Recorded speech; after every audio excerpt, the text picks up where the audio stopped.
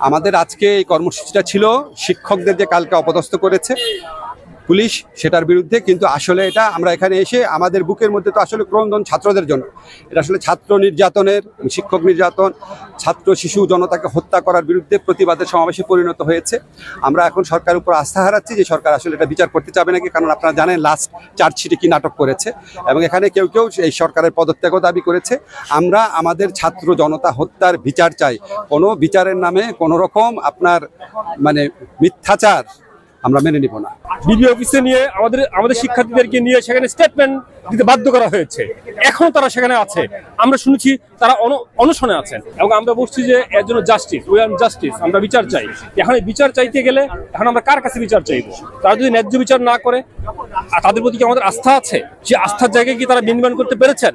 এখন এই অবস্থার মধ্যে দিয়ে কিভাবে সমস্যার সমাধান হবে? এই জিনিসগুলো আগে, পুরো জিনিসগুলো আগে শান্তিপূর্ণভাবে বন্ধ করতে হবে। গুলি চালানো বন্ধ করতে হবে, গণগ্রেফতার বন্ধ করতে হবে, শিক্ষার্থীদের নির্যাতন বন্ধ করতে হবে। এরপর শত শত শিক্ষার্থী হত্যার বিচার করতে হবে, পুঙ্খানুপুঙ্খভাবে প্রতিটি শিক্ষার্থী হত্যার বিচার করা লাগবে। এই বিচার করার পর এরপর আসবে আলোচনার কথা, কি করা যায়। এখন এই আলোচনার নামে আপনি আলোচনা হবে, কোন বিষয়ে আলোচনা হবে? আপনাকে আলোচনা হতে পারে পিসফুলি, কিভাবে শান্তিপূর্ণ ভাবে আবার বিশ্ববিদ্যালয় খোলা যায়, শিক্ষা প্রতিষ্ঠান খোলা যায়, সেই বিষয় নিয়ে আমাদের কথা হতে পারে। এবং খুবই গুরুত্বপূর্ণ যে জায়গাটা, যারা এই শত শত শিক্ষার্থী হত্যার জন্য দায়ী, তারা যদি সেই দায় নিতে না পারেন, তারা যদি অপারগতা প্রকাশ করেন, তাহলে তাদেরকে সেই পথ থেকে তাদেরকে সরে যেতে হবে।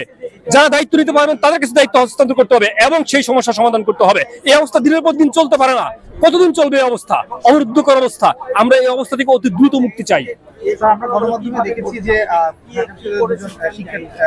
টিচার ছিলেন, তারা শিকার হয়েছে এমন আমরা অবশ্যই নিন্দা জানাচ্ছি। এটা কেবল ঢাকা বিশ্ববিদ্যালয়ের শিক্ষক না, সারা বাংলাদেশে বহু শিক্ষক নির্যাতিত হচ্ছে, নিপীড়িত হচ্ছে। আমরা সবার প্রতি আমরা নিন্দা জানাচ্ছি। এই ঘটনা যাতে আর ভবিষ্যতে না ঘটে আমরা আহ্বান জানাচ্ছি। পরবর্তী কার্যক্রম আমরা আজকের কার্যক্রম শেষ হলে আমরা আলোচনা করে ঠিক করব। আমি বলি যে রাষ্ট্রীয় কাঠামোর যে অধ্যত্ব, এক ধরনের অধ্যত্ব, সেই অধ্যত্বেরই প্রদর্শনী তারা করেছেন এবং যে স্বৈর শাসকের মতো যে আচরণ, সেই স্বৈর শাসকের মতো আচরণ তারা করেছেন। আমার এর চেয়ে বাইরে আর কিছু বলার নেই। এটা একটা কার্টিসি ছিল। শিক্ষকরা গিয়েছেন, তাদের সাথে কথাও তো বলা যেতে পারে। শিক্ষকরা তো অস্ত্র নিয়ে যায়নি সেখানে, শিক্ষকরা তো সেখানে মারমুখী হয়ে যায়নি, শিক্ষকরা সেখানে মারতে যায়নি কাউকে। অ্যাটলিস্ট শিক্ষকদের সাথে কথা বলা দরকার ছিল। যদি সম্ভব হয় ওই শিক্ষার্থীরা, তাদের সাথে মিট করিয়ে দেওয়া দরকার ছিল। তারা শিক্ষার্থীরা যদি শিক্ষকদেরকে বলতেন যে না, তারা নিরাপদে আছে, নিশ্চিত আছেন, তাহলে আমরা নিশ্চিত হতে পারতাম। এখন জিনিসটা কি দাঁড়ালো? এখন জিনিসটা দাঁড়ালো যে তাদেরকে জোর করে তাদের ইচ্ছার বিরুদ্ধে সেখানে আটক রাখা হয়েছে এবং তাদেরকে ইচ্ছার বিরুদ্ধে তাদেরকে দিয়ে বিবৃতি দেওয়া হয়েছে। এখন মেসেজ তো এটা, আমরা এই মেসেজ চাই না। এই মেসেজ বরং আরো ক্ষুব্ধ করেছে আমাদের এবং বাংলাদেশের প্রতিটি মানুষকে ক্ষুব্ধ করেছে। দেখুন, প্রথম কথা হচ্ছে যে দেশটা তো আমার, দেশটা সবাই আমাদের। আমরা কি এই যে অরাজকতা চলছে, নির্মমতা চলছে, হত্যাযজ্ঞ চলছে, আমরা কি এই অবস্থা থেকে দেশ ছেড়ে পালাবো? না। দুনিয়ার বহু দেশে যাওয়ার সুযোগ হয়েছিল, থাকার সুযোগ হয়েছিল, আমি থাকিনি। আমি দেশের টানে, দেশের ভালোবাসায় দেশে ফেরত এসেছি। আমি চাই এই দেশটাকে নিরাপদ করতে, এই দেশটাকে নিরাপদ করে এদেশে বসবাস করতে।